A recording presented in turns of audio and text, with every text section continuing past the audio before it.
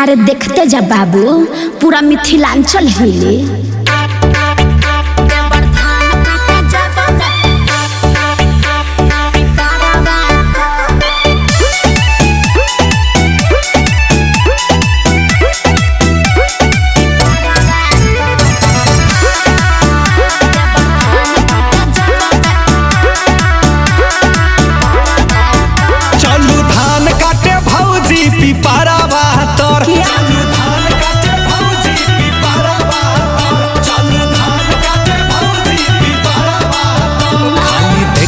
Mobile रह के घरवा पर खाली देखे छी मोबाइल रह के घरवा पर चलू धान काटे भौजी पिपरवा पर।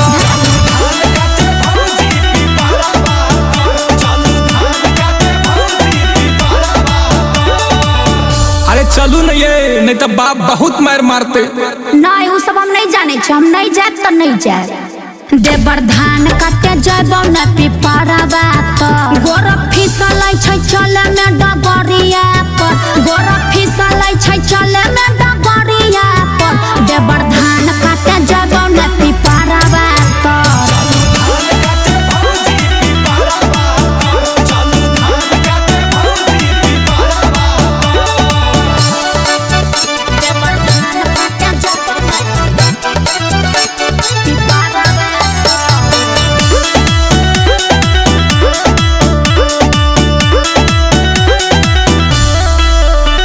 ये शौख सिंगार में रहे छी खाली चूरिये धान काटे चल परत आहा के जरूर ये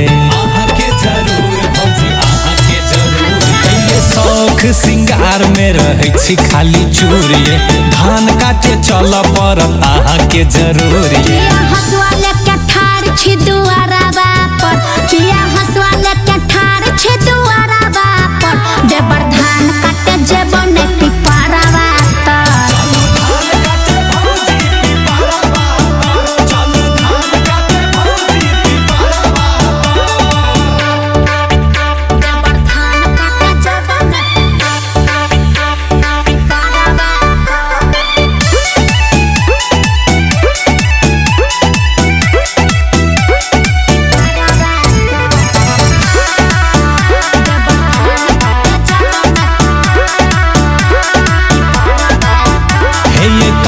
से खेबे भौजी भात और खीर ये खट खट हमर पूरा टूटैया शरीर ये